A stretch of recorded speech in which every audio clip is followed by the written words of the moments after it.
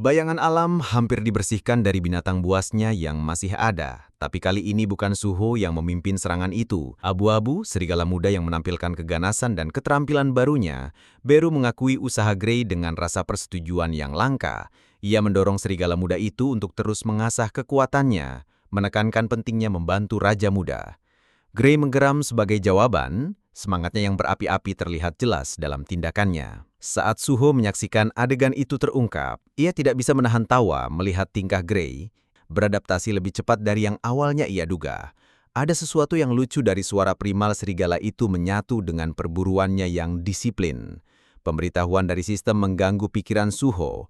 Itu mengumumkan bahwa pengalaman abu-abu telah didapat dari berburu binatang ajaib, sekarang akan dialihkan kepadanya. Aku mempertanyakan, Beru bertanya-tanya apakah mekanisme seperti itu selalu menjadi bagian dari sistem. Beru memeriksa pemberitahuan itu dengan teliti.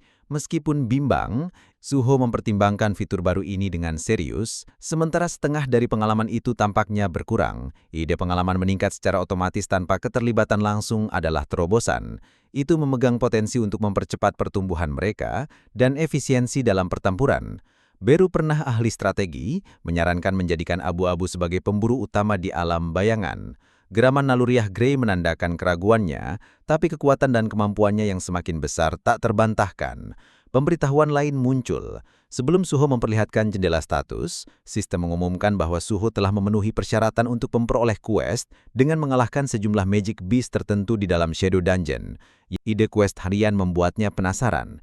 Itu mengharuskannya berburu goblin di dalam Shadow Dungeon, dan jika itu benar-benar tugas sehari-hari, itu berarti imbalan yang konsisten karena telah menyelesaikannya setiap hari.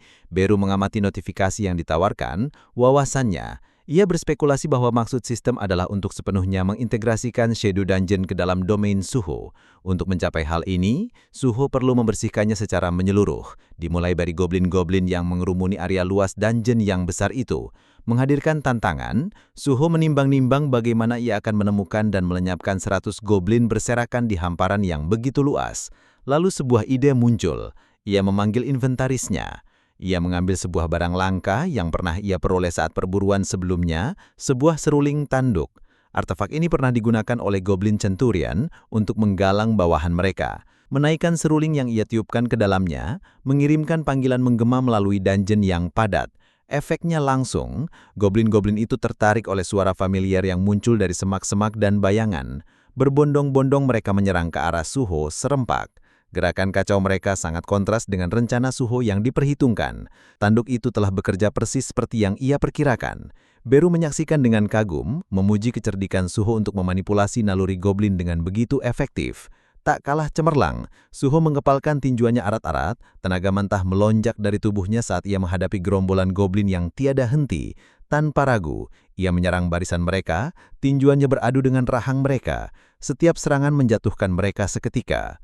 Jumlah yang sangat banyak itu tidak mengganggunya, mengaktifkan wibawa, skill penguasanya. Suho melepaskan semburan mana yang menyapu goblin yang maju, menghamburkan mereka seperti daun yang terjebak badai. Meskipun ia bertarung dengan kekuatan pantang menyerah, sebuah pikiran melekat di benak Suho. Bertekad untuk menyelesaikannya secara efisien, ia mengangkat seruling tanduk sekali lagi dan meniup ke dalamnya. Suara itu bergema di penjuru dungeon, memanggil lebih banyak goblin lagi. Jumlah mereka bertambah secara eksponensial, membanjiri daerah itu seperti air pasang tak berujung. Suho menyambut tantangan yang semakin besar. Segerombolan itu kini menyamai keinginannya untuk pertempuran skala besar. Ia mendorong dirinya semakin jauh, mengamuk saat ia merobek-robek goblin itu tanpa menahan diri. Pukulannya ditingkatkan oleh mananya, meninggalkan jejak kehancuran dan medan pertempuran segera dipenuhi tangisan binatang buas yang kalah. Suho mengantaskan tangannya dan memerintahkan, timbul. Bayangan mulai bergelora, bangkit dari mayat para goblin yang gugur. Satu persatu mereka berubah menjadi prajurit bayangan, bergabung dengan pasukan Suho yang terus bertambah. Bayangan baru yang diciptakan tak membuang waktu, bersama abu-abu yang bertarung sengit meski kelelahan, mereka menyerang para goblin yang tersisa, mencabik-cabik mereka dengan keganasan. Sistem akhirnya mengakui usaha Suho. Sebuah notifikasi muncul menandakan selesainya quest harian. Abu-abu yang kelelahan dari pertempuran hebat, rumbruk ke tanah, tubuhnya naik turun karena kelelahan. Saat Suho mengamati pasca pertempuran itu, notifikasi baru muncul di bidang penglihatannya, menandakan hadiah karena telah menyelesaikan quest. Ia melihat sesuatu yang anggal, penghitung quest masih terus bertambah. padahal ia sudah menabrak jumlah goblin yang dibutuhkan untuk selesainya. Beru berdiri di sisinya, memperhatikan ekspresi Suho yang berkerut dan bertanya tentang persoalan itu. Suho sekarang terhibur dengan penemuan itu, berspekulasi bahwa mungkin ada fitur tersembunyi di dalam quest. Keingintahuannya memuncak. Ia memutuskan untuk melihat seberapa jauh counter bisa berjalan. Gray menggeram setuju dan beraksi sekali lagi. Bersama-sama, mereka terus membersihkan goblin, mendorong angka-angka di layar semakin tinggi. Notifikasi lain muncul. Kecurigaan Suho terkonfirmasi. Memang ada aspek tersembunyi di dalam quest. Dengan rasa pencapaian, Suho mulai mengklaim imbalan, pemulihan status. Hadiah pertama mengembalikan stamina dan energinya ke puncaknya, seolah-olah ia naik level seketika. Suho merasai nilai strategisnya, mengingat betapa bergunanya di saat-saat kritis selama pertempuran. Hadiah kedua memberinya poin stat, memungkinkannya untuk tumbuh lebih kuat lagi. Suho mengenali kelangkaan kesempatan seperti itu karena levelnya meningkat, mengapresiasi potensi untuk menjadi lebih kuat melalui pencarian dari hari ini. Akhirnya sistem menghadirkan pilihan 2 kotak acak. Satu diberkati dan yang lainnya dikutuk. Kotak acak yang diberkati berjanji akan mengabulkan barang yang Suho inginkan. Sementara kotak acak terkutuk itu akan menyediakan sesuatu yang ia butuhkan. Pembedaan itu membuat Suho merenung. Sementara apa yang ia inginkan bisa jadi percuma. Apa yang ia butuhkan mungkin tak sejajar dengan keinginannya. Setelah pertimbangan matang, Suho memilih kotak acak terkutuk itu. Percaya bahwa kebutuhannya melebihi keinginannya. Pada saat itu, kotak itu terbuka, memperlihatkan barang unik tanduk vulkan. Suho meriksanya dan menyadari itu adalah sepasang sarung tangan yang dibuat dengan presisi dan dijiwai kekuatan. Terkejut dan terkesan, ia mengenali kepraktisan hadiah ini. Setelah melengkapi sarung tangan yang baru diperoleh, Suho mengamati kemampuan unik mereka dengan penuh minat. Sarung tangan itu bertuliskan sebuah tulisan yang menunjukkan peningkatan 30% kerusakan fisik. Suho berspekulasi bahwa nilai ini mungkin akan naik dengan jumlah iblis yang ia kalahkan. Merasakan beratnya senjata di tangannya, ia menyadari potensinya tapi juga tantangannya. Itu lebih berat dari yang diantisipasi. Bertekad untuk memaksimalkan utilitasnya, Suho memutuskan untuk menginvestasikan semua poin statnya ke dalam kekuatan. Sebagaimana Suho merencanakan langkah selanjutnya, pemberitahuan mendadak muncul. Itu memberitahukan pergeseran keadaan. Gray, perasaan teman yang dulu setia telah berubah dari kegaguman menjadi ketakutan. Prihatin, Suho melirik abu-abu, menyadari kelelahan dalam gerakan makhluk itu. Perlu mengingatkan Suho bahwa abu-abu tidak seperti Shadow Soldier, tidak memiliki stamina tanpa batas. Merasakan rasa bersalah, Suho setuju. Sudah waktunya istirahat yang memang pantas. Mengakui batasan Gray, Suho memutuskan untuk meninggalkan Shadow Dungeon untuk hari itu. Namun, masih ada hal-hal yang belum terselesaikan yang harus diselesaikan di dunia luar. Suho melangkah ke dalam cahaya. Pikirannya beralih ke guild yang terhubung dengan Guild Ina dan Guild Reaper. Ia mengingat nama mereka dengan jelas, mengetahui mereka berperan dalam kekacauan yang perlu ia urai. Saat Suho merenungkan dari mana harus memulai penyelidikannya. Saat itu, ponsel Suho berdengung dengan pesan masuk. Itu dari Tai Yun Lim. Urgensi teks itu tak terbantahkan. Itu adalah permohonan bantuan. Tanpa ragu, Suho bergerak cepat, mengikuti petunjuk pesan itu. Jalurnya membawanya ke lapangan stasiun yang terbengkalai di Seoul. Lim melambai panik untuk menarik perhatian Suho. Kelegaan menyapu Lim saat Suho mendekat. Lim menjelaskan situasi mengerikan itu. Ia dijadwalkan masuk ke penjara bawah tanah hari itu, tapi tak satu pun dari para pengangkut itu muncul untuk bekerja. Ketidakhadiran itu membuat frustrasi, dan Lim berspekulasi. Suho merasakan frustrasi Lim, meyakinkan dan menawarkan bantuan. Bersyukur, Lim menyerahkan selembar peralatan pada Suho, setelan hazmat. Lim menjelaskan perlunya pengangkut, tidak seperti penambang yang bekerja di tempat yang lebih aman. Membersihkan area dungeon, pengangkut harus mengikuti regu strike dengan cermat. Pekerjaan mereka terlibat membawa bangkai Magic Beast yang menimbulkan beberapa bahaya, dari potensi serangan hingga luka-luka dari duri tajam dan jarum pada mayat. Suho mengenakan jas itu, memahami pentingnya dalam menjaganya tetap aman selama bertugas. Tak lama setelah regu pemogokan tiba, pemimpin mereka memindai situasi dengan perasaan tidak senang. Melihat hanya 2 pengangkut yang tampak membuatnya jengkel, ia menuntut penjelasan. Lim meminta maaf sebesar-besarnya, menjelaskan bahwa pengangkut yang ditugaskan tak disangka absen. Pemimpinnya tidak ditenangkan. Ia mengingatkan Lim tentang biaya yang lumayan besar dibayarkan kepada Guild Reaper sebagai biaya masuk dan mengeluarkan peringatan keras. Jika Suho dan Lim gagal memenuhi harapan, ia akan melaporkan mereka secara resmi ke asosiasi. Memastikan mereka tidak akan pernah bisa bekerja sebagai pengangkut barang lagi. Lim menyadari gawatnya situasi, dengan cepat meyakinkan pemimpin bahwa mereka akan melakukan yang terbaik. Namun, ketegangan menggantung berat di udara. Saat pemimpin menyatakan penghinaannya atas apa yang disebutnya orang-orang tak bertanggung jawab, Suho mengamati pertukaran itu mau tak mau merasa kritikan itu salah sasaran. Lagi pula, ia bahkan bukan pemimpin tim pengangkut Lim. Namun, Lim mencodongkan dirinya lebih dekat ke Suho dan dengan suara pelan menyarankan sesuatu yang berani. Barangkali Suho bisa tiba-tiba memberi pelajaran kepada regu Strike. Saat Suho mengikuti rombongan menuju penjara bawah tanah, pikirannya melayang. Ia menganalisis komposisi Strike Squad. D-Rank Mage Type Hunter, 4 D-Rank Combat Type Hunter, dan 1 Siren Healer. Sang tabib yang tempatnya adalah leader regu, paling menonjol, terutama dengan nadanya yang mendominasi tadi. Pandangan Suho sempat bertumpu pada tanduk vulkan, senjata pelahap iblis yang ia peroleh dari kotak acak terkutuk. Ia tak bisa mengabaikan rentetan kejadian aneh yang menuntunnya kemari. Lee mengulurkan tangannya padanya untuk meminta bantuan. Pada saat yang tepat, itu dungeon milik Reaper Guild dan merasakan ada sesuatu yang jauh lebih berbahaya daripada yang diantisipasi telah menunggu di depan. Di dalam penjara bawah tanah, ketika Suho dan rombongan berjalan melewati terowongan gelap, suasana meresahkan mengelilingi mereka. Para pemburu menyalakan obor untuk menerangi jalan mereka, melemparkan bayang-bayang kerlap-kelip di dinding-dinding batu. Pemimpin regu pemogokan menyerukan kesiapan bertempur, menginstruksikan semua orang untuk mengambil posisi mereka. Para pemburu bergerak cepat, membentuk formasi pertahanan dengan presisi terlatih. Di depan, binatang sihir muncul dari kegelapan. Mereka adalah kadal seperti makhluk. Mata merah mereka yang bercahaya memancarkan ancaman. Pemimpin regu pemogokan menyeru Suho dan Lim, mengingatkan mereka untuk tetap dekat dengan regu sambil mengumpulkan bangkai. Lim bermumun pelan, jelas tidak puas karena berada sebegitu dekat dengan garis depan. Suho mengamati pertempuran yang berlangsung dengan seksama. Monster kadal sementara bukan makhluk jenis iblis yang ia harapkan ketika memperoleh tanduk vulkan, memberikan kesempatan berharga. Ia mempelajari dengan cermat bagaimana para pemburu mengkoordinasikan serangan mereka. Peran mereka saling melengkapi untuk membentuk unit efisien. Suho menyadari bahwa menyaksikan kerja tim ini lebih berharga untuk dirinya banding memperoleh hadiah dari kotak acak terkutuk tadi. Mereka bisa menawarinya wawasan tentang taktik tempur ia bisa beradaptasi untuk dirinya sendiri. Suho berjongkok di sudut yang berbayang, pikirannya terfokus pada rencananya sendiri. Memutar kunci yang ia bawa ke dalam kegelapan di bawahnya. Ia mengeluarkan perintah diam-diam dari kegelapan, bayangan prajurit goblin mulai muncul. Prajurit goblin bentuk mereka lebih berbeda dan kuat dari sebelumnya. Stat intelijennya telah meningkat. Mungkinkan ia untuk memimpin lebih banyak bayangan. Para prajurit goblin berdiri tegak, menunggu perintahnya. Saat Suho diam-diam menilai potensi mereka, dan perwira yang mayatnya telah ia kumpulkan selama pencarian hariannya. Sementara itu regu pemogokan bertarung dengan sengit, senjata mereka memotong binatang-binatang kadal. Pertempuran diakhiri dengan makhluk-makhluk yang dikalahkan, tubuh mereka yang tak bernyawa berserakan di lantai terowongan.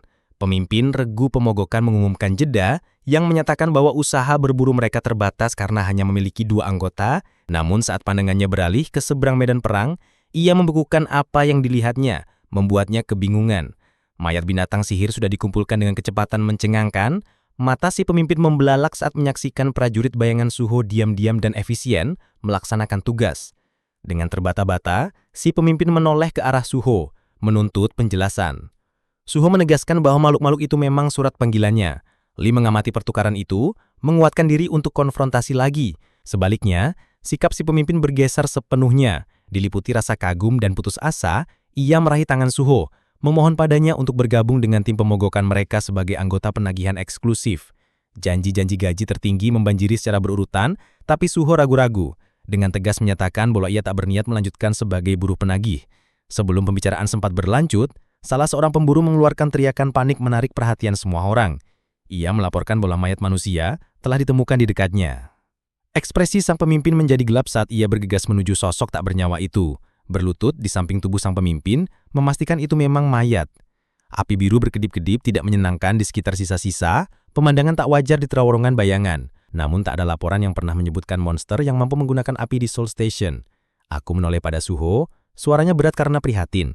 Ekspresi Suho semakin serius saat ia mengakui pertanyaan tak terucap, itu.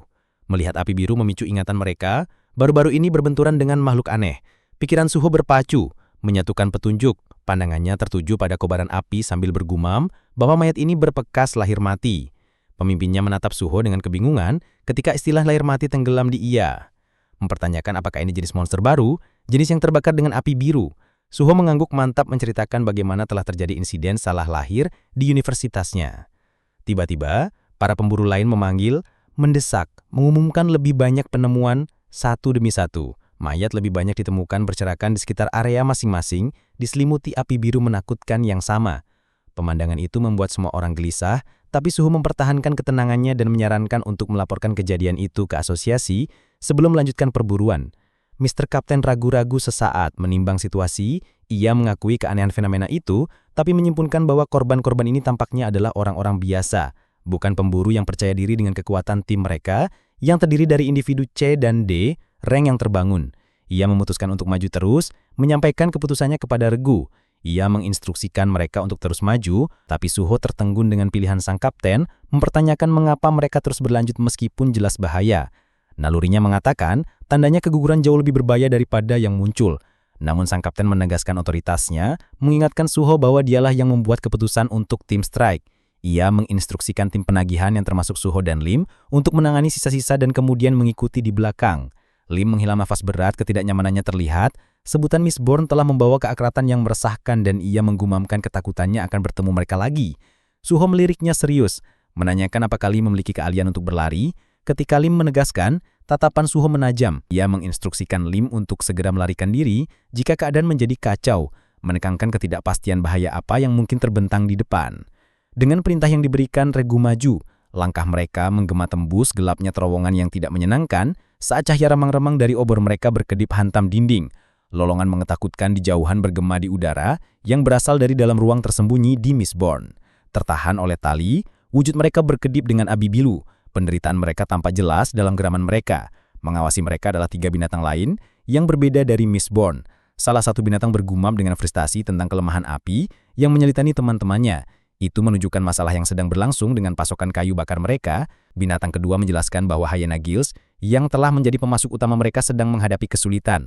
Aliran persubekalan telah terganggu, dan tanpa itu, produksi sardas mereka melosot jatuh jauh di belakang pabrik lain. Tiba-tiba, binatang ketiga menegang. Indra tajamnya mengambil kehadiran tak biasa dari atas. Ia menggeram, mengidentifikasi manusia sebagai sumber itu, menyarankan bahwa para penyusup bisa memecahkan masalah sumber daya mereka saat ini. Tanpa penundaan, ia menyatakan niatnya untuk menghadapi para manusia dan menginstruksikan temannya untuk menyiapkan persembahan dan memanggil rekan-rekannya untuk bala bantuan. Binatang kedua mengingatkannya pada keperluan untuk menangkap manusia-manusia itu hidup-hidup, sebuah arahan yang diakui binatang ketiga dengan anggukan. Yakin, mencengkram pedangnya kerat-kerat, ia mulai mendorong pedangnya ke sepanjang lantai kamar, mengikuti kehadiran yang telah dideteksinya. Sementara itu para pemburu maju dengan lincah, melewati terowongan menebas setiap magic beast yang berani melintas di jalan mereka. Udara dipenuhi oleh benturan senjata dan geraman makhluk sekarat, sang pemimpin Regu yang senang dengan harta karun yang telah mereka kumpulkan selama ini. Menyeringai puas perburuan di matanya ini, terbukti luar biasa menghadiahi kekayaan dan kesuksesan yang menjanjikan. Salah satu dari mereka berkomentar bahwa merangsek maju merupakan keputusan yang tepat dan pemimpin Regu itu mengangguk setuju dengan senyum percaya diri. Ia menarik batu kecil bercahaya dari sakunya. Ini bukan benda biasa, itu debu bintang perangsang, amplifikasi mana yang langka dan sangat dicari. Itu telah menciptakan gelombang di dunia pemburu, dikenal karena meningkatkan kekuatan peringkat bawah. Untuk sementara membangkitkan pemburu, bahkan menaikkan peringkat mereka. Pemimpin Regu menjelaskan efeknya, menyebutkan bagaimana penggunaannya bisa memberinya kemampuan mana dari peringkat C atau pemburu yang lebih tinggi untuk waktu yang terbatas. Tim kagum heran bahwa pemimpin Regu telah berpegang pada harta karun seperti itu. Tetapi ketika Regu mengagumi batu berkilauan itu, bahaya merayap mendekat dari bayang-bayang. Seekor binatang raksasa muncul, diam dan disengaja. Kehadiran predatornya menjulang di belakang pemimpin Regu yang tidak menaruh curiga. Dalam sekejap, binatang itu menancapkan pedangnya ke punggung pemimpin Regu. Darah menyembur dari mulutnya saat ia tersandung ke depan. Membeku karena terkejut, binatang itu berbicara dengan kata-kata patah, bergumam sendiri tentang perlunya mangsa hidup. Debu bintang bercahaya itu terlepas dari tangan pemimpin Regu, hancur menjadi serpihan yang tak terhitung jumlahnya saat menghantam tanah. Kepanikan menguasainya ketika ia mencoba memproses apa yang baru saja terjadi. Pasukan itu membeku ngeri. Para pemburu dengan cepat mengerahkan diri, mengenali bahaya yang mereka hadapi. Binatang itu binatang buas yang tidak terpengaruh oleh persiapan mereka. Dengan dingin mengamati mereka, matanya yang tajam mengarah ke seluruh Regu, menilai mereka. Ia menghitung jumlah mereka, memutuskan bahwa sebagian besar tidak sepadan dengan usahanya. Dengan ketenangan yang mengerikan, ia kembali mengangkat pedangnya, menandai target berikutnya di antara kelompok. Binatang ajaib itu merogoh sakunya dan mengambil sebuah batu berkilauan. Berhenti, Stardust. Mata hunter itu membelalak, tak percaya. Mereka belum pernah membayangkan monster yang mampu mengkonsumsi debu bintang perangsang, yang dikenal karena memperkuat mana dan kekuatan. Sebagai binatang itu dengan santai meletakkan batu itu di mulutnya, menyadari bahaya yang akan segera terjadi, para pemburu bertindak cepat. Mereka melonjak maju serempak, bertekad untuk menyerang sebelum efek debu bintang bisa memperkuat kekuatan binatang. Serangan mereka datang dari segala arah. Namun binatang itu bergerak dengan kecepatan dan keganasan yang tak wajar. Monster itu menjadi kekuatan yang tak terbendung. Ia menebas kelopak pedangnya, memotong daging dengan mudah. Darah berceceran di dinding dan tangisan kesakitan menggema dalam kegelapan. Udara menjadi kental dengan aroma logam, darah, dan medan perang berubah menjadi adegan muram kekacauan. Dalam hiruk-pikuk, binatang itu menjadi nyaris tak terlihat. Gerakannya terlalu cepat untuk dilacak para pemburu. Kepanikan menyebar di antara mereka. Saat mereka menyadari, mereka tak berdaya untuk menghentikannya. Kegelapan terasa menindas dan teriakan mereka yang kehilangan arah dibungkam satu persatu saat binatang itu merobek-robek mereka. Ketika gempuran berakhir, pasukan itu dimusnahkan. Merekuh tubuh lemah salah satu pemburu yang gugur, menyebut tubuh itu sebagai kayu bakar. Tanpa ragu, ia mulai menyeret mayat itu kembali ke sarangnya. Di tempat lain, Suho tak menyadari musibah itu, mendapat pemberitahuan mendadak. Sebuah sistem siaga memberitahukan sebuah quest baru. Itu menginstruksikannya untuk menyelamatkan orang-orang yang selamat, mengungkapkan bahwa orang-orang di sekitarnya telah ditangkap oleh setan. Quest itu menekankan urgensi, menjanjikan imbalan yang lebih besar semakin banyak nyawa yang ia selamatkan. Istilah setan membuat pikiran Suho berpacu dengan kemungkinan dan kekhawatiran. Sebelum Suho sempat memproses lebih lanjut, baru terwujud dari bayang-bayang. Merasakan ketegangan Suho memperingatkan para pemburu lain di kelompoknya, mendesak mereka untuk segera meninggalkan dungeon. Meskipun bingung dengan urgensi Suho, para pemburu mempercayai penilaiannya. Lim ragu-ragu sebentar, prihatin dengan Suho yang tetap tinggal di belakang, tapi akhirnya setuju untuk pergi dan mencari bantuan dari asosiasi pemburu. Suho bagaimanapun memutuskan untuk menghadapi bahaya sendirian ketika teman-temannya tergopoh-gopoh menuju pintu masuk dungeon di bawah bimbingan goblin Suho. Suho menguatkan diri untuk tugas di depan. Suho memanggil Gray, memanggil aliasi terkuaca ini. Muncul dari bayang-bayang, abu-abu meraung mengakui Suho mengaktifkan skill bone, menyatu dengan abu-abu dalam transformasi yang sempurna. Penampilannya berubah drastis saat ia mengenakan sarung tangan vulkan, memancarkan aura kekuatan dan tekad yang lain. Dengan ketukan lengkah kakinya, Suho berlari ke arah sarang dengan kecepatan yang luar biasa, tekadnya jelas, tak ada waktu untuk disia-siakan. Terowongan terus mengeramkan ketika jaring laba-laba membentang di jalan sempit, tebal, dan lengket. Bukti dari bahaya yang akan datang. Sementara itu, binatang ajaib kembali ke sarang menyarik tubuh para pemburu di belakangnya. Tugas yang telah diambilnya sendiri, selesai. Melemparkan mereka ke tanah, itu mengumumkan dengan kepuasan mengerikan bahwa kayu bakar telah diperoleh. Binatang kedua mengakui kepulangannya yang cepat, berkomentar bahwa persiapan mereka hampir selesai. Binatang pertama yang berdiri tegak dan mengawasi operasi menyebutkan kedatangan setan yang akan datang melalui gerbang yang akan segera dibuka. Itu adalah momen yang sangat mereka antisipasi. Binatang ketiga yang pernah bersemangat untuk membuktikan diri, berbicara tentang kemenangan cepat dan kesiapannya untuk tugas berikutnya. Binatang pertama secara bergantian memerintahkan pengaturan kayu bakar, mendeklarasikannya sebagai peringatan yang tepat atas keberhasilan. Binatang ketiga meskipun ada keengganan, binatang ketiga menuruti, dengan rega enggan menerima tugas binatang pertama. Binatang yang pertama yang memegang sepotong debu bintang bercahaya di antara cakarnya, mulai merenungkan perkembangan mereka. Debu bintang ini perangsang kuat, yang berasal dari teknik iblis, telah menjadi penciptaan mereka yang paling berharga. Itu menjelaskan bahwa racun yang mereka buat menggabungkan rahasia iblis, metode dan racun mengamuk yang ampuh, memiliki sifat yang luar biasa. Sementara racun bersek asli kami dapat meningkatkan kekuatan magis, namun itu datang dengan mengorbankan kekuatan hitam pengguna. Namun dengan api inovatif dari kabut, efek samping mematikan dari pembakaran kristal esensi iblis telah secara signifikan dikurangi. Binatang pertama mengkreditkan keberhasilan ini untuk bimbingan Rasul itu mengungkapkan bagaimana pengetahuan Rasul telah merevolusi produksi mereka, memungkinkan bahkan iblis peringkat rendah untuk tumbuh lebih kuat. Makhluk rusak yang mereka ciptakan dilucuti rasionalitas dan berubah menjadi entitas mengerikan juga merupakan hasil dari pengaruh Rasul. Binatang ketiga yang sekarang mengatur kayu bakar menyuarakan persetujuannya. Udara di sarang tiba-tiba menjadi tegang ketika naluri binatang itu berteriak bahwa ada sesuatu yang mendekat. Binatang pertama yang sangat menyadari sekelilingnya merasakan kehadiran mendekat dengan cepat. Itu mempertanyakan apakah masih ada pemburu yang dibiarkan hidup untuk menimbulkan ancaman. Binatang ketiga yang pernah berhati-hati menyarankan si penyusup mungkin pemburu baru. Tatapan mereka beralih ke pintu masuk, bersiap untuk apapun yang akan datang. Beberapa saat kemudian pintu itu hancur dan terbang ke dalam dengan hempasan menggelegar. Kekuatannya sangat besar. Suho melangkah di hadapannya, memerintah saat ia mengamati pemandangan itu. Mata tajam menangkap pemandangan mata Mistborn diikat di belakang sarang. Tubuh mereka terbakar sebagai bagian dari beberapa ritual menyeramkan. Kelegaan berkedip-kedip di benaknya saat ia menyadari para penyintas masih hidup. Sebelum Suho sempat bertindak lebih jauh, salah satu binatang itu tak membuang waktu dan mengayunkan pedangnya ke arahnya. Suho dengan mudah menghindari gerakannya tajam dan tepat. Tanpa ragu, Suho membalas. Tinjunya menggelinding menjadi pukulan dahsyat yang membuat binatang itu terbang. Binatang buas yang tersisa terkejut akan kecepatan dan keahlian Suho. Bergumam di antara mereka sendiri bahwa bungsu mereka, bahkan ditingkatkan oleh debu bintang, telah bukan tandingan pemburu ini. Mereka memutuskan untuk bertindak bersama-sama. Ketiganya melancarkan serangan tersinkronisasi. Kekuatan gabungan mereka membentuk front bersatu. Layar itu bergema dengan suara benturan pukulan dan senjata. Suho bagaimanapun pantang menyerah. Dengan kelincahan luar biasa, ia menghindari serangan mereka, membalas setiap serangan dengan tepat. Gerakannya hampir seperti dunia lain, menghindari serangan mereka sambil menyerang balik dengan ganas.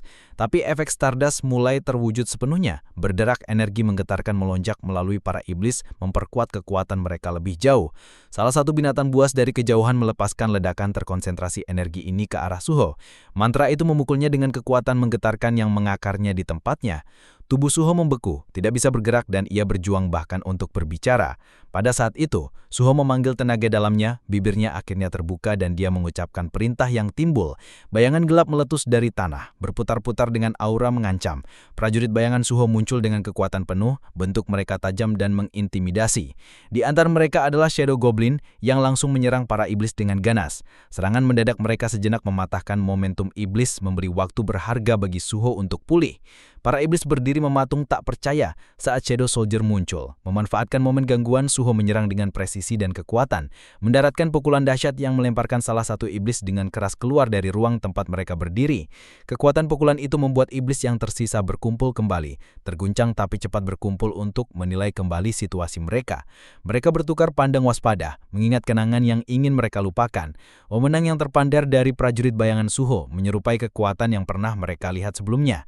Kekuatan Raja Bayangan. Namun terlepas dari kemiripannya, mereka memperhatikan perbedaannya. Kehadiran ini kurang kekuatan luar biasa yang mereka takuti dari Raja Bayangan.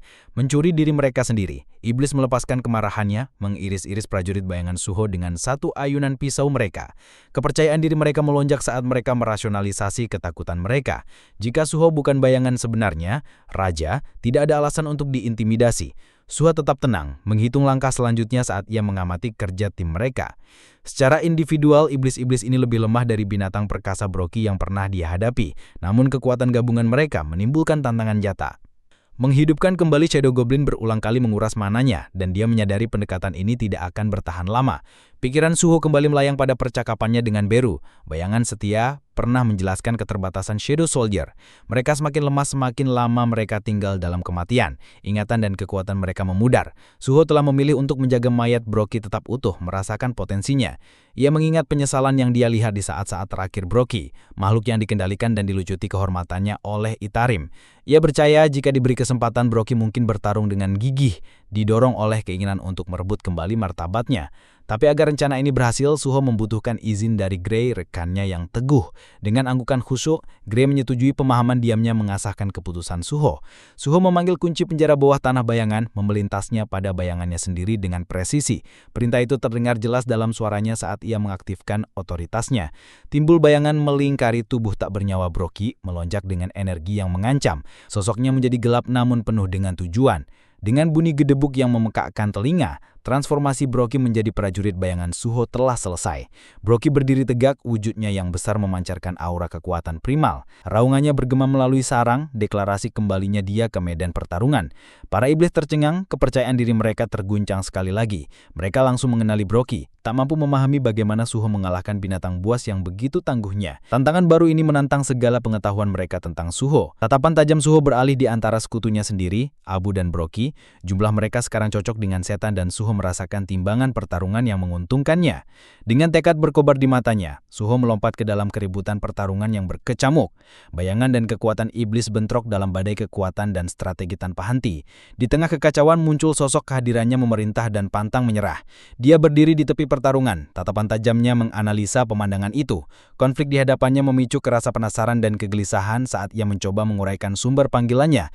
Kehadiran Shadow Soldier menambah kecurigaannya. Pikirannya berpacu dengan pikiran, apakah ada iblis di balik ini?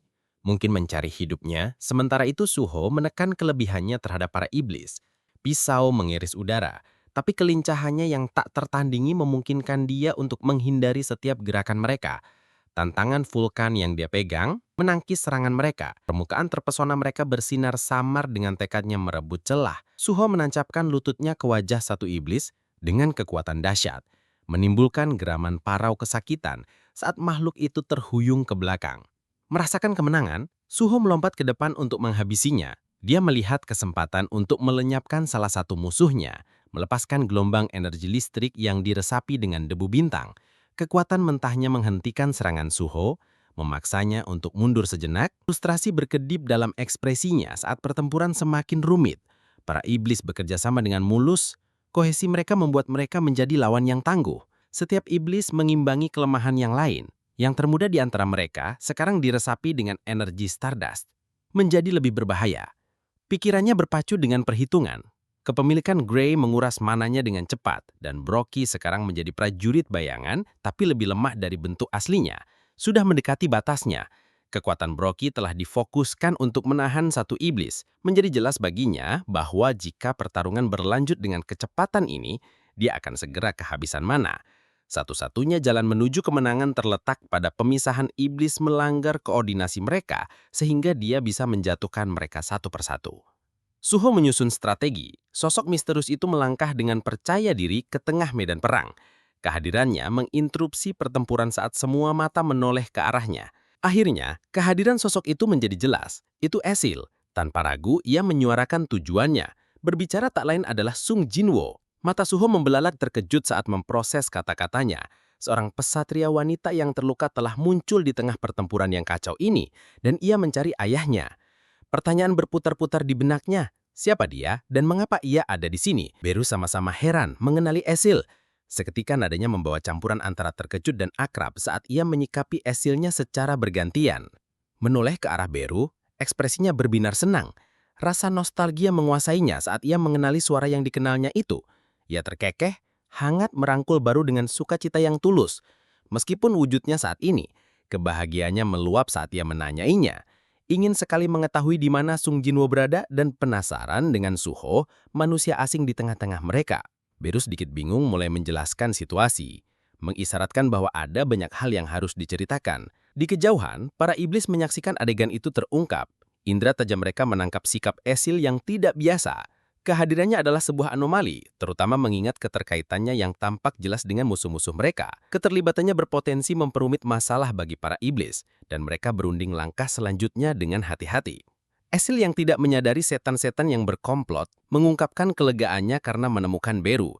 Baginya, kehadirannya menandakan bahwa semua tidak hilang. Namun Beru menyadari urgensi pertempuran. Yang termuda, iblis itu tak membuang waktu menyerbu ke arah Esil dengan haus darah di matanya. Ia menargetkannya dengan maksud memanen darahnya untuk tujuan mereka yang menyeramkan. Memandangnya sebagai sedikit lebih dari sumber daya untuk debu bintang mereka. Suho mengamati Esil dengan seksama. Ada sesuatu yang akrab pada dirinya. Menoleh pada Beru, ia menyuarakan kekhawatirannya tentang luka-lukanya. Beru dengan cepat meyakinkannya, menjelaskan kekuatan Esil yang tangguh. Menurut Beru, Esil bukanlah iblis biasa. Dia berasal dari rumah tangga Radiru, gadis keturunan bangsawan yang diselamatkan oleh Sung Jinwo selama penaklukannya atas dunia iblis. Kemampuannya luar biasa, sebanding dengan pemburu rengket es dalam istilah manusia. Wahyu ini melebarkan mata Suho karena heran, dan ia sangat menanti kesempatan untuk melihat pertarungannya. Namun, apa yang terjadi selanjutnya mengejutkan mereka berdua. Saat iblis yang termuda melancarkan serangannya, Esil gagal mengelak atau menghalangi. Waktu serangannya brutal dan tepat, membuatnya terkapar ke tanah dengan bunyi berdebum yang keras. Suho dan Beru dibuat kaget, ketidakpercayaan mereka yang tertulis jelas di wajah mereka. Esil yang katanya memiliki kekuatan rengket An telah dipukul jatuh dengan mudah. Mengejutkan bagaimana seseorang yang begitu berkuasa bisa dibawa ke keadaan ini. Beru mengamati kondisinya yang menyedihkan. Air mata mengalir di mata Esil saat dia mengakui perjuangannya. Dia menjelaskan bahwa setengah tahun yang lalu, kacauan telah meletus di dunia iblis. Pemberontakan pecah, dan rumah tangga bangsawan berjuang dengan gagah berani untuk memulihkan ketertiban. Bagaimanapun rumah tangganya, keluarga Radiru, tidak bisa menahan kekuatan luar biasa dari musuh-musuh mereka. Pemberontakan menghancurkan pertahanan mereka, dan sementara yang lain mengorbankan diri untuk memastikan kelangsungan hidupnya, Esil telah melemah. Darahnya telah dicuri selama pelariannya, merampas kekuatan yang pernah mendefinisikannya. Dalam keputusasaan, ia bertolak pada Beru untuk meminta bantuan, memohonkan kekuasaannya untuk membantunya. Beru mencemooh permintaan itu. Nadanya bercampur jengkel. Suho mengamati pertukaran itu. Pikirannya terbebani oleh kesadaran bahwa bukan hanya Esil yang melemah. Antara Esil dan Brockie, Suhok ini memiliki dua sekutu yang merupakan bayangan dari diri mereka yang dahulu. Para iblis yang menyaksikan interaksi itu terungkap, menyeringai jahat, untuk berpikir bahwa seorang penyintas dari rumah tangga Radiru, keturunan iblis yang mulia, masih hidup. Itu adalah kesempatan yang terlalu baik untuk dilewatkan. Jika mereka bisa mengkonsumsi darah seorang bangsawan iblis, kekuatan mereka akan tumbuh secara eksponensial. Prospek itu menyulut rasa lapar yang dahsyat dalam diri mereka. Suho menyusun strategi sambil menyaksikan para iblis bersiap menyerang. Jika ia bisa memisahkan mereka dan bertarung satu lawan satu, ia yakin ia bisa menjatuhkan setidaknya satu dari mereka. Tapi, dua bersama terlalu berat untuk ditangani. Sementara cadangan mananya terbatas. Ia menggunakan skill yang memperkuat kemampuan Esil. Pemberitahuan sistem menegaskan keputusannya bahwa baru telah menggunakan skill perintah kasar yang meningkatkan statistik Esil sebesar 50%. Efeknya langsung, postur tubuh Esil tegak dan gelombang energi yang tak terbantahkan menjalarinya. Tekad baru berkobar di matanya dan ia menangis sengit sambil menyerang setan-setan. Mau tak mau, Duho menyaksikan transformasinya dengan emosi campur aduk. Meskipun kekuatan barunya, ada sesuatu yang sedikit menyedihkan dari caranya bertarung. Tetap saja, dia tahu ini kesempatan mereka. Jika Esil bisa menahan perhatian iblis itu, mereka bisa membalikkan keadaan dan menciptakan skenario satu lawan satu yang dia butuhkan. Baru ikut keributan dengan tekad yang kuat. Sementara itu, Esil memfokuskan serangannya pada lawan lain. Dia melemparkan tombaknya dengan kekuatan yang sangat besar, tapi iblis itu membalas dengan tembok pertahanan, dengan mudah menghalangi serangannya.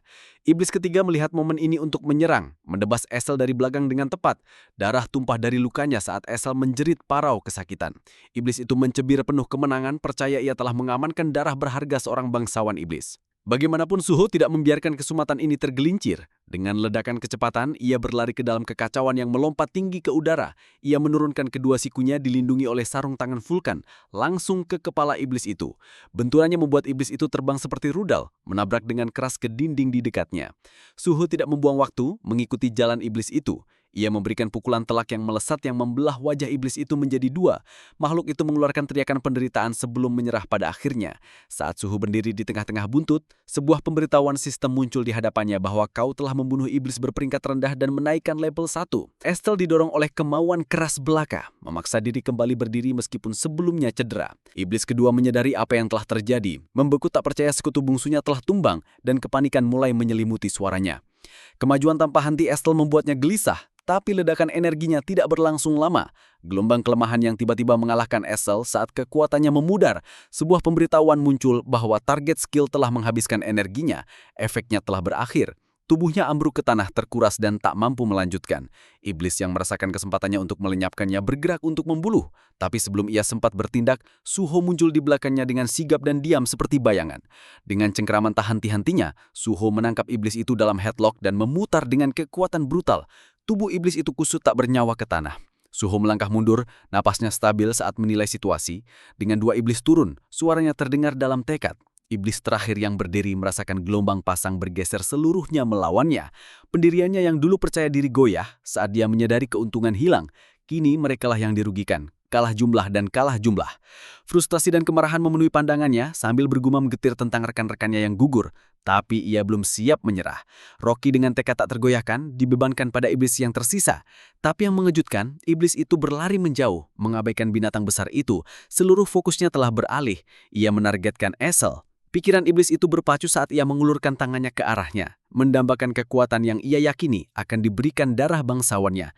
Keputusasaan iblis itu sangat terasa. Ia membutuhkan kekuatan yang hanya bisa diberikan oleh darah seorang bangsawan iblis. Tepat ketika tangannya hendak menggapainya, Suho meleleh dengan secepat kilat. Kakinya terhempas jatuh di atas tangan iblis yang terulur, menghentikan langkahnya. Tatapan Suho dingin dan tegas saat menatap langsung iblis itu, memperjelas tidak akan ada jalan keluar. Tanpa ragu ia memanggil Broky. Makhluk besar itu menerjang maju, rahang terbuka lebar menjepit iblis itu dengan kekuatan brutal. Iblis itu meronta-ronta, tapi kekuatan Broky memastikan tidak ada kesempatan untuk bertahan hidup. Di jauhan, Esel mengembalikan kesadarannya, bergerak dan berusaha untuk bangkit. Tubuhnya lemah, pikirannya tajam saat ia menilai Saden yang terbentang di hadapannya. Baru mendekatinya, nadanya tajam seperti biasa. Ia mengomentari kondisinya sebelum tiba-tiba mendesaknya untuk melihat dengan dekat dan mengenali kebenaran tentang Suho. Pikiran Esel mulai berpacu, ketidakpercayaannya melihat manusia lain yang mampu memegang prajurit bayangan berbaur dengan petunjuk. Baru mendorongnya ke arah suatu kesadaran, lalu ia tersadar. Sebuah pengakuan luar biasa yang tiba-tiba tentang siapa Suho sebenarnya. Sementara itu ketika nyawa iblis itu memudar, sebuah pemberitahuan muncul di hadapan Suho. Ia telah membunuh iblis berperingkat rendah dan menaikkan levelnya menjadi 21. Dengan tonggak baru ini, ia mendapatkan akses ke fitur pembelian toko sistem. Esel sekarang sadar sepenuhnya, tak bisa lagi menapi kebenaran menatap wajahnya. Realita tentang identitas Suho meresap dalam-dalam. Suaranya bergetar saat ia mengakuinya dalam hati. Ia bukan manusia biasa. Ia adalah Raja Muda. Sebagaimana Suho berdiri di tengah-tengah buntut pertempuran, sayup-sayup suara Esel sampai padanya. Kata-katanya membawa kebingungan, namun saat ia mengakui betapa berbedanya, ia muncul sekarang menyerupai Sung Jinho dengan cara yang luar biasa. Sebelum Suho sempat merespon, kekuatan Esel menyerah dan ia tumbang. Kekhawatiran terlintas di wajah Suho saat ia bertalih pada baru untuk meminta jawaban. Raja Semut dengan sikap tenang memeriksa kondisinya dengan teliti. Hampir seperti tenaga medis kawakan baru meyakinkan Suho bahwa ia hanya pingsan karena kelelahan. Meskipun babak belur, ia tidak dalam bahaya kritis. Lega dengan berita ini, Suho menghela napas lan menghentikan tubuhnya. Baru tak membuang waktu, ia bergerak lincah menyembuhkan para pemburu yang tak sadarkan diri yang tergeletak berserakan di medan pertempuran. Tubuh mereka patah tapi nyawa mereka terhindar. Saat Suho mengawasi para penyelamat, pemberitahuan muncul di penglihatannya, menandakan penyelesaian pencariannya. Sistem mengkonfirmasi bahwa ke-7 orang selamat telah diselamatkan. Bersamaan dengan konfirmasi, datang hadiah 1000 koin emas. Suho meninjau pemberitahuan itu dengan penuh minat. Pikiran Suho dipenuhi nostalgia menjelajahi item termasuk berbagai ramuan dan persediaan lainnya. Dia menyamakan prosesnya dengan masa mudanya saat itu. Menyelesaikan tugas untuk ayahnya telah memberinya uang saku, seperti menyelesaikan pencarian sekarang memberikan hadiah. Senyum ringan terulas di wajahnya saat dia diam-diam berterima kasih kepada ayahnya untuk sistem unik ini. Sementara itu, Esel mengaduk samar mencoba untuk pulih dari keadaan terkuras. Suho meliriknya dan memutuskan untuk membantu. Dia mengeluarkan ramuan penyembuhan tingkat rendah dari jendela toko. Namun, sistem memberitahunya bahwa ramuan itu tidak dapat dibagikan langsung dengan orang lain. Suho merenungkan keterbatasan ini sebentar sebelum memutuskan untuk mencoba memberinya makan. Dengan lembut memiringkan kepala Esel, Suho menuangkan ramuan itu ke mulutnya. Segera, cahaya berpendar hangat menyelimuti tubuhnya. Efek ramuan mulai mengembalikan vitalitasnya. Suho mengamati peningkatannya dan merasa diyakinkan, namun baru tidak bisa menyembunyikan ketidaksetujuannya. Menganggap Esel sebagai iblis yang tidak berguna dan menemukan kemurahan hati Suho mengejutkan. Dia tidak bisa meninggalkannya dalam keadaan rentan seperti itu. Beralih ke Broky, Suho menginstruksikan binatang besar itu untuk membawa mayat iblis yang kalah ke portal mengarah ke Shadow Dungeon. Tanpa ragu Broky menurutinya, menyeret bentuk tak bernyawa di belakangnya dengan mudah. Sementara itu, perhatian Suho teralih pada pedang iblis yang telah ia bunuh sebelumnya. Mengambilnya, dia memeriksa senjata itu sebentar sebelum mengamankannya. Beru mengamati tindakan Suho, dipertanyakan mengapa Raja Muda itu tidak langsung menuju ke Shadow Dungeon. Pandangannya beralih ke ruang-ruang di mana Mistborn terikat. Berjalan pelan ke arah mereka, hati Suho semakin berat. Mistborn tampak kesakitan tak tertahankan. Penderitaan dia mereka terukir dalam bentuk halus mereka. Suho mengerti bahwa hanya ada satu cara untuk membebaskan mereka dari penderitaan mereka. Tegas, dia mengaktifkan skillnya, tebasan badai, memanggil serangan yang kuat dan tepat. Serangan itu menembus Mistborn dengan kekuatan yang menghancurkan, mengakhiri penderitaan mereka dalam sekejap. Suho berbicara pelan pada dirinya sendiri. Ini adalah satu-satunya cara dia bisa membantu mereka. Di Soul Station, asosiasi pemburu tiba diselidiki akibat dari insiden dungeon di antara para karyawan. Ada ketegangan dan rasa ingin tahu saat mereka menganalisis situasi. Salah satu dari mereka melaporkan temuan mereka merinci mayat kadal duri dan rindu lahir ditemukan di dalam dungeon tipe lapangan. Namun luka pada pemburu yang mati tampaknya bukan disebabkan oleh monster, menambah misteri. Mereka telah menemukan ruang bawah tanah yang hancur sebagian ditandai dengan tebasan pedang yang dalam. Salah satu pemburu merenungkan temuan itu, menyimpulkan bahwa sesuatu yang lain telah berada di dalam penjara bawah tanah selain monster. Di antara kelompok itu ada Lim Do-hyun yang berdiri sedikit terpisah. Dia telah menjadi orang yang melaporkan kejadian itu. Saat karyawan itu mendekatinya, muncul pertanyaan. Saya bertanya kepada Lim tentang nama Sung Suho yang muncul dalam catatan tim koleksi. Dia menegaskan bahwa Suho adalah juniornya yang datang untuk membantunya selama serangan penjara bawah tanah. Saat ditanya tentang keberadaan Suho saat ini, Lim dengan cepat merumuskan tanggapan. Dia menjelaskan bahwa setelah keluar dari penjara bawah tanah bersamanya, Suho sudah pergi ke tempat aman untuk bersembunyi. Mengakui itu sebagai pemburu peringkat E, tidak banyak lagi yang bisa mereka lakukan selain mencari bantuan dari asosiasi pemburu. Karyawan itu mengangguk mengerti, memuji Lim karena telah membuat keputusan yang tepat dalam situasi tersebut. Dengan itu, karyawan beralih ke rekan mereka, menginstruksikan mereka untuk mencari secara menyeluruh untuk jejak yang tersisa di area tersebut. Lim menghembuskan napas lega dalam-dalam untuk menghindari pertanyaan lebih lanjut. Pikirannya namun terfokus pada Suho. Lim tidak bisa menghilangkan pikiran bahwa Suho adalah orangnya, bertanggung jawab untuk menyelamatkan pemburu yang masih hidup. Meskipun dia tidak mengerti mengapa Suho menyembunyikan pangkat sejatinya, dia merasa yakin itu bukan karena alasan yang jahat. Lim memutuskan untuk menunggu dengan sabar sampai Suho siap untuk berbagi kebenaran. Suho bersama yang lainnya akhirnya sampai di Shadow Dungeon. Esel sudah kembali sadar, meskipun wajahnya membawa beban semua yang baru saja dia saksikan. Dia menyadari bahwa Raja Bayangan telah pergi dari bumi untuk menghentikan invasi yang akan datang dari tentara luar Adewa. Beru menambahkan lebih lanjut, mengungkapkan kepada Esil bahwa raja mereka, Raja Bayangan telah mengirimnya ke bumi untuk satu tujuan, yaitu untuk melepaskan segel Raja Muda. Namun Beru tidak bisa menghindari menyebutkan bagaimana Suho, menjadi anak ajaib tak tertandingi, sudah merusak segelnya sendiri sebelum ada intervensi. Suho beralih pada Esil, menyibitkan pandangannya, mencoba untuk menempatkannya. Dia menegaskan bahwa mereka pernah bertemu selama tutorial. Dia telah melalui waktu yang jauh dalam pikirannya. Dia mengingatkannya pada janjinya saat itu, sebuah janji yang dia tidak akan melupakannya. Namun untuk alasan tidak jelas, Suho menemukan bahwa kenangan saat itu terasa anehnya samar, seolah tersembunyi di bawah kabut yang kabur. Dan kemudian dia mengklik. Penggalan jelas memunculkan kembali dalam bendaknya. Suho mengingat kehadirannya saat dia menaiki lantai kastil iblis. Kekahan lembut keluar darinya saat dia mengingat dengan jelas. Dia adalah iblis yang telah menyerah saat dia melihatnya. Beru, seperti biasa, belak-belakangan dan tidak pernah mengampuni dalam ucapannya. Dia mengkritik Esil karena kurangnya usahanya selama apa yang seharusnya menjadi ujian untuk Suho. Esil jelas malu, memilih diam, tidak bisa membela diri. Mengalihkan fokus baru menanyakan Esil lebih lanjut, penasaran dengan keadaan yang melemah saat ini. Esil menghembuskan nafas menyadari bahwa waktunya telah tiba untuk berbagi secara menyeluruh.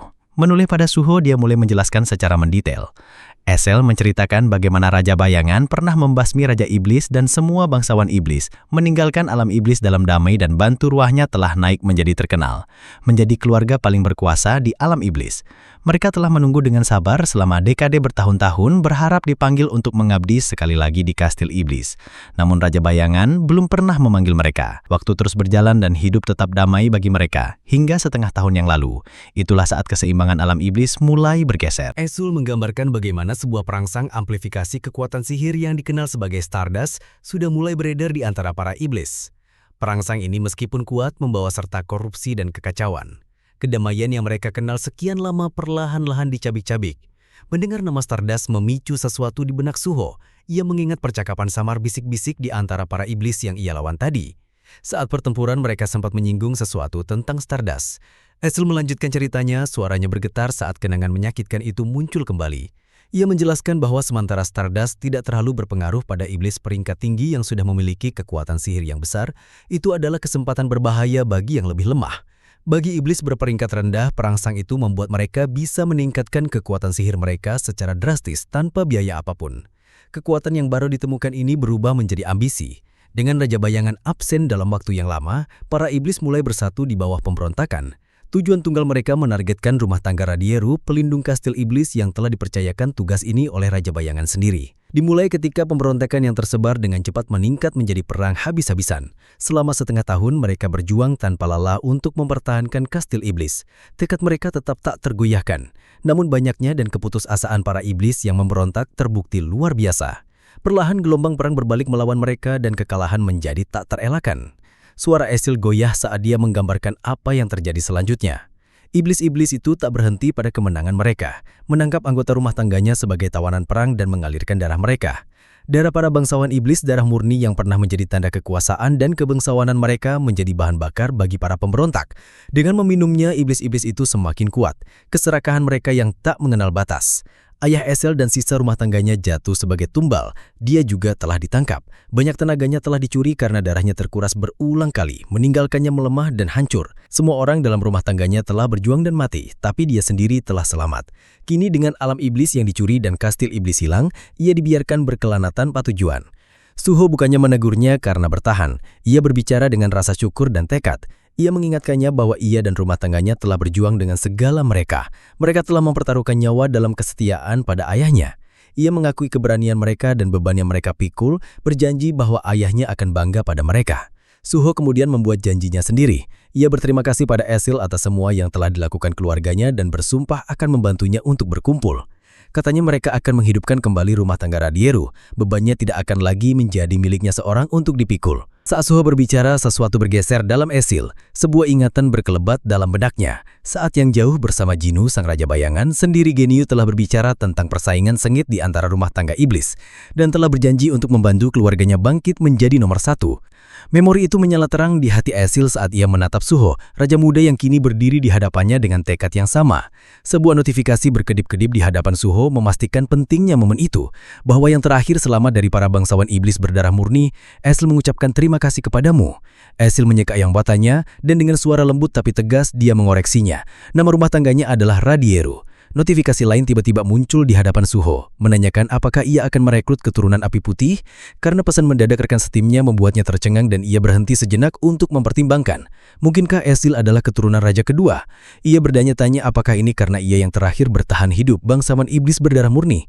Tanpa ragu, Suho menerima tawaran itu. Sistem langsung meresponnya, memastikan bahwa ia telah merekrut keturunan api putih sebagai pendamping. Skill ikatan baru telah terbentuk antara Suho dan Esil. Dia terkejut dan bingung saat layar status muncul di papan matanya, sesuatu yang belum pernah ia alami sebelumnya. Suho menyadari sistem itu terlihat oleh teman-temannya juga, sesuatu yang belum ia ketahui sebelumnya. Sejak Grey, sahabatnya yang lain, tak bisa bicara, Beru yang sedari tadi memperhatikan dengan seksama tampak menggenggam situasi. Seketika ia bertanya apakah ini berarti Esil kini telah menjadi keturunan api putih. Suho membenarkan kecurigaan Beru. Ia memutuskan untuk menguji skill bond untuk melihat efeknya. Ia menoleh pada Esil yang meskipun kelelahan merespon dengan tekad siap untuk melanjutkan. Sistem mengakui aktivasi skill bond dan tiba-tiba lonjakan energi kuat berderak hidup. Udara di sekitar mereka bergetar dengan listrik saat transformasi dimulai. Suho merasakan skill bond mulai berlaku. Tubuhnya beresonansi dengan transfer energi itu, tidak seperti apapun yang pernah ia alami sebelumnya. Sensasinya luar biasa, tapi ketika transformasi itu mengendap, Suho dikagumi pada kekuatan yang menjalarinya. Namun sebelum ia bisa sepenuhnya menggenggamnya, Esil ambruk ke dalam sambil terengah-engah. Ia benar-benar kehabisan energi, tak tahan dengan skill itu. Telah menghabiskan setiap tenaganya yang terakhir. Suho meyakinkannya untuk beristirahat dan memulihkan diri, tapi ia tidak bisa tidak bertanya-tanya seberapa kuat skill ini harus benar-benar jika sudah menghabiskan seluruh energi Esil dalam sekali pakai. Esil masih di dalam merenungkan nafir skill itu. Ia sadar itu membuatnya bisa mentransfer kekuatannya langsung pada Suho. Penasaran, Suho memutuskan untuk menguji serangan itu sendiri. Ia mengabalkan tanyanya dan meninju walang di dekatnya sekuat tenaganya. Benturannya meninggalkan penyok di permukaan. Tapi itu bukan sesuatu yang luar biasa. Baro yang sedari tadi mengamati adegan itu dengan seksama, berkomentar bahwa serangan itu tidak muncul banyak berbeda dengan pemukulan Suho yang biasa. Suho menggelajari hasilnya dengan cermat dan setuju. Berbeda dengan skill Bond Grey yang satu ini, tampaknya tidak terlalu unik, setidaknya belum. Esil masih di pemulihan di tanah sedang gundah. Ia tidak percaya bahwa seluruh energinya telah mengakibatkan efek sekecil itu. Suho mengalihkan perhatiannya kembali ke jendela sistem mencoba memahaminya. Skill Bond menunjukkan charge rate 0% dan tidak ada informasi tentang cara menagihnya. Rasa frustrasi merayap masuk saat ia menyadari ia tidak tahu bagaimana membuka potensi penuh skill itu. Beru mendekati Suho dengan permintaan. Raja Semut meminta izin untuk mengkonsumsi bangkai para iblis yang dibawa Suho ke dalam Shadow Junction. Namun Suho menolak, menjelaskan bahwa mayat-mayat itu dimaksudkan untuk ekstraksi bayangan, kemudian menyadari Suho belum juga mencoba ekstraksi bayangan pada setan-setan itu, baru mendorongnya untuk mencobanya sekarang. Suho mengulurkan tangannya dan memberi komando yang telah membangkitkan prajurit yang tak terhitung jumlahnya sebelum bangkit. Bagaimanapun kali ini, sistem memberitahu bahwa ekstraksi bayangan tidak dapat dilakukan. Pada setan-setan mana di dalam diri mereka terkontaminasi, mencegah jiwa mereka berubah menjadi prajurit bayangan. Aru menjelaskan lebih lanjut menggambar pada pengetahuannya tentang Ayasuro, Raja Bayangan. Bahkan Raja Bayangan telah tak mampu mengeluarkan setan-setan yang rusak. Sebaliknya, ia telah mengendalikan mereka melalui kontrak-kontrak, seperti yang telah dilakukan rumah tangga Radieru. Menerima keterbatasan ini, Suho mengizinkan Baru mengonsumsi bangkai-bangkai itu, bersyukur, baru mengucapkan terima kasih pada raja mudanya dan mulai berpesta. Mendengarkan dengan tenang, mau tak mau Esil merasa berkecil hati dengan percakapan itu. Gumamnya dalam hati meratapi bagaimana mereka dicap tercemar. Menyadari suasana hatinya, Suho menyodorkan sebuah ramuan, menawarkannya sebagai obat kelalahannya. Esil menerima hadiah itu dengan rasa syukur, tapi rasa bersalah yang masih tersisa tetap.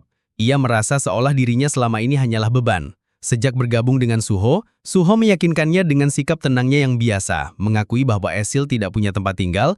Ia dengan murah hati menawarinya sektor kota. Esil kewalahan dengan isyarat itu. Rasa terima kasihnya terbukti, ia merasa tidak pantas menerima kebaikan seperti itu, tapi sangat tersentuh dengan kata-katanya. Momen itu terganggu oleh tangisan menusuk dari Beru, khawatir Suho menoleh untuk melihat apa yang menyebabkan ledakan tiba-tiba itu. Baru, suaranya bercampur urgensi, terungkap berita mengejutkan dari ingatan setan yang telah ia konsumsi. Ia telah mengungkap petunjuk kritis tentang Rasul Iterim. Broki, Suho, Broki dan Grey duduk dalam barisan. Ekspresi mereka serius sambil menunggu penjelasan Baru. Aru mulai mengurai detail yang telah ia bongkar. Ia pertama kali menjelaskan keberadaan serbuk bintang yang meluas, mengungkapkan hubungannya dengan bumi maupun luar angkasa. Kabut binatang ajaib yang terlibat dalam penciptaannya bukan asli neraka, tapi berasal dari luar bintang-bintang. Keterkejutan Esil sangat terasa saat ia menyadari jangkauan star powder yang menghancurkan tidak terbatas pada neraka saja. Suho juga menyerap wahyu, mencatat asal-usul luar angkasa dari para Mistborn. Aru melanjutkan, mengurai hubungan kritis antara iblis yang telah dilahapnya dan Broki, sosok yang terikat pada guild Hyena yang beroperasi di lapangan Gunung Guanak. Para iblis telah mencari manusia dari guild ini, menginfeksi mereka untuk berubah menjadi Mistborn. Makhluk-makhluk ini kemudian dijadikan bahan untuk star powder. Baru mengungkapkan bahwa pembuatan tidak terbatas pada satu lokasi, banyak pabrik star powder, ada yang tersembunyi di berbagai tempat. Untuk meringkas, Beru menjelaskan hubungan menyeramkan antara tiga faksi. Guild Hyena menculik manusia, Guild Reaper mengangkut mereka, dan pabrik-pabrik mengolahnya menjadi bahan untuk star powder. Mengawasi sistem mengerikan ini tak lain adalah Iterim, yang mengatur kolaborasi faksi-faksi ini. Suho mendengarkan dengan saksama, menyatukan puzzle. Ia menghubungkan sistem ini dengan invasi yang lebih besar ke Iterim, menyadari itu adalah bagian dari strategi yang lebih luas. Aru kemudian menjatuhkan bom lain. Sistem itu memiliki pencipta, manusia yang telah merancang seluruh proses pembuatan bubuk bintang. Mata Suho membelalak tak percaya saat Beru mengungkapkan ini, yang menjadi tanggung jawab manusia adalah Rasul Iterim, sosok yang bersembunyi di suatu tempat di bumi. Wahyu itu tidak berakhir di situ. Beru mengungkapkan bahwa Rasul itu tidak bekerja sendiri, seorang kaki tangan manusia telah membantu operasi ini, dan orang ini tak lain adalah Lee Min-sung, wakil Master Guild Reaper Guild. Beru menyimpulkan dengan menyatakan bahwa menyelidiki Lee Min-sung akan tak mayal membawa mereka mendekat untuk mengungkap Rasul Iterim. Di luar markas Reaper Guild, sekelompok wartawan berkumpul, kamera mereka berkelip dan suara-suara menggema saat mereka mengantisipasi kemunculan Lee Min-sung. Suasana berdengung penuh ketegangan yang dipicu oleh kontroversi menyelidiki guild. Ketika Lee Min-sung akhirnya muncul, ia diapit oleh tim pengawal. Kehadiran mereka yang mengesankan membentuk pembatas antara dirinya dengan kerumunan wartawan bersemangat. Pertanyaan datang tanpa henti. Setiap reporter berusaha mendapatkan momennya dengan sosok kontroversial itu. Seorang reporter bertanya tentang penyelidikan yang dilakukan oleh Asosiasi Pemburu, menyelidiki kesimpulannya. Min-sung santai dan tenang, merespon dengan pernyataan bahwa penyelidikan telah berakhir tanpa tuduhan apapun. Sikapnya yang percaya diri menunjukkan bahwa ia tidak menyembunyikan apapun. Reporter lain menekan lebih keras, mempertanyakan apakah Min-sung benar-benar telah tidak menyadari tindakan Guild Hyena, guild yang telah didukung oleh Guild Reaper, dituduh menculik warga sipil. Ini adalah tuduhan yang signifikan. Namun pertanyaan-pertanyaan itu tidak berhenti di situ saja. Penyelidikan lain menunjukkan banyaknya kematian pemburu di lapangan Soul Station, sebuah lokasi yang dikelola oleh Guild Reaper, dan menuntut pemikiran Min-sung tentang masalah ini. Min-sung memperhatikan kerumunan dengan apa yang tampak sebagai ketulusan, mengklaim bahwa Guild Reaper selalu berusaha menertibkan kekacauan yang telah melanda dunia setelah bencana alam 2 tahun lalu. Dukungan untuk Guild Hyena telah berdasarkan komposisi guild dari sebagian besar pemburu dereng yang dipercaya melayani kebaikan publik secara efisien. Mengenai bidang Soul Station, ia menggambarkannya sebagai ruang yang dimaksudkan untuk memberikan kesempatan bagi pemburu baru untuk mendapatkan pengalaman. Dengan membangun emosi dalam suaranya, Min-sung menyatakan penyesalan atas konsekuensi yang tidak diinginkan dari keputusannya. Matanya berlinang air mata saat ia meminta maaf atas nyawa yang melayang dan masalah yang ditimbulkan di bawah manajemennya. Meskipun berniat baik, telah mengakibatkan tragedi tak terduga. Saat Lee Min-sung berjalan pergi, dikelilingi pengawalnya, para wartawan terus menganalisis pernyataannya. Percakapan mereka beralih dari skeptisisme ke kekaguman. Mereka berspekulasi keras-kerasan apakah Guild Reaper ini tidak bersalah. Setelah itu, satu wartawan menunjukkan bahwa asosiasi pemburu belum mengajukan tuduhan apapun, sementara yang lain berkomentar tentang perbuatan baik yang katanya dilakukan Guild Reaper. Percakapan itu berakhir dengan beberapa wartawan bahkan menyebut Guild Reaper sebagai pahlawan. Dari kejauhan, Min-sung tak sengaja mendengarkan mereka berkata, seringai besar menyebar di wajahnya saat ia diam-diam menikmati keberhasilannya. Pemikirannya mencerminkan kepercayaan diri dan kelicikannya. Baginya, menyampaikan tindakan seperti itu tanpa usaha. Keterampilan yang diasah dari masa lalunya sebagai salah satu bintang terbesar Asia, ia merasa bangga dengan betapa lancarnya ia meyakinkan orang banyak. Merenungkan asosiasi pemburu, Min-sung menyeringai, berpikir betapa mudahnya mereka melepaskannya. Yang jelas, tak menyadari keterlibatannya yang sebenarnya. Ia menyembunyikan fakta bahwa ia adalah sumber bubuk bintang yang beredar di pasar, yakin rahasianya tetap aman. Sementara itu, Suho mengamati Min-sung lekat-lekat, tersembunyi di balik dinding. Menoleh pada Beru, Suho mempertanyakan apakah Min-sung membawa aura iterim. Beru menjawab dengan pasti bahwa ia tak bisa merasakan pengaruh iterim apapun dalam diri Min-sung. Wahyu ini membuat Suho berpikir, jika Min-sung tak berada di bawah kendali mereka, maka tindakannya sepenuhnya miliknya sendiri. Sebelum Suho sempat melangkah maju, Beru dengan sigap menghentikannya. Pelayan setia itu bicara dengan mendesak, mengingatkan Suho akan bahaya di depan. Baru mengakui kemenangan Suho di masa lalu melawan musuh-musuh tangguh, tapi memperingatkan bahwa kali ini taruhannya berbeda. Mana yang memancar dari Min-sung sangat luar biasa. Kekuatan yang jauh melampaui apa yang saat ini bisa ditangani Suho. Sebagaimana peringatan Beru menggema di benak Suho, naluri Min-sung berkobar. Ia berhenti di tengah langkah. Indera tajamnya menangkap gangguan halus itu. Pengawalnya dengan cepat menyadari keraguannya dan bertanya apakah ada yang salah. Min-sung menepisnya dengan mengklaim itu bukan apa-apa, meskipun ia tetap waspada. Beru masih menahan Suho, menekankan gawatnya situasi. Suho mungkin pernah menghadapi musuh yang tak terhitung jumlahnya sebelumnya, tapi tenaga Min-sung berada di level lain seluruhnya. Lee Min-sung tiba di tempat yang telah ditentukan, sebuah hotel mewah dan nyaman. Lingkungannya dipersiapkan dengan cermat dengan makanan dan minuman yang ditata sesuai dengan keinginannya. Duduk nyaman dengan seorang wanita di pelukannya, Min-sung memancarkan kepercayaan diri dan kepuasan diri. Ia merenungkan keberhasilannya baru-baru ini, menemukan hiburan dalam betapa mudahnya ia menggoyahkan opini publik dengan tak lebih dari kemampuan aktingnya. Mengangkat teleponnya, ia menelusuri berita utama yang merayakan kepolosannya. Artikel memujinya sebagai pahlawan, menyoroti transparansi keuntungan Guild Malaikat Maut dan perbuatan baiknya yang terus berlanjut terlepas dari insiden Hyena Guild. Saat ia menikmati petang itu, seorang wanita menghampirinya. Kehadirannya yang menyita perhatian ruangan. Ia mengakui Min-sung sebagai pahlawan industri pemburu. Nada dipoles tapi tajam, menguasai suasana. Ia menepis semua orang dari ruangan itu, hanya menyisakan mereka berdua. Pikiran internal wanita itu mengkhianati kesopanan lahiriahnya. Ia mengenali kesombongan Min-sung yang dibentuk oleh kehidupan istimewa sebagai bintang cilik. Bahkan setelah bencana alam, ketika ia terbangun sebagai pemburu peringkat, harga dirinya telah lebam. Perhatian yang pernah berputar di sekitarnya beralih pada supirnya, yang menjadi salah satu pemburu peringkat langka Korea. Putaran nasib ini telah membalik dunia Min-sung, menempatkannya dalam hierarki yang lebih rendah untuk pertama kalinya. Mengalihkan perbicaraan ke bisnis, wanita itu memunculkan minatnya pada Stardust. Ia menyatakan keinginannya untuk membeli persediaan besar, namun mengingatkan pada kehancuran baru-baru ini dari salah satu pabrik Stardust dan gangguan dalam distribusinya. Persediaan terbatas dan memenuhi permintaannya sangat menantang. Tak terpengaruh, wanita itu menekannya lebih jauh, yakin dengan akal sehatnya. Min-sung dengan enggan setuju untuk membahas masalah itu dengan rekan bisnisnya, meskipun tegangan pada kesabarannya terlihat jelas saat percakapan berakhir. Pikiran Min-sung mengembara pada individu bertanggung jawab mengelola rantai pasokannya.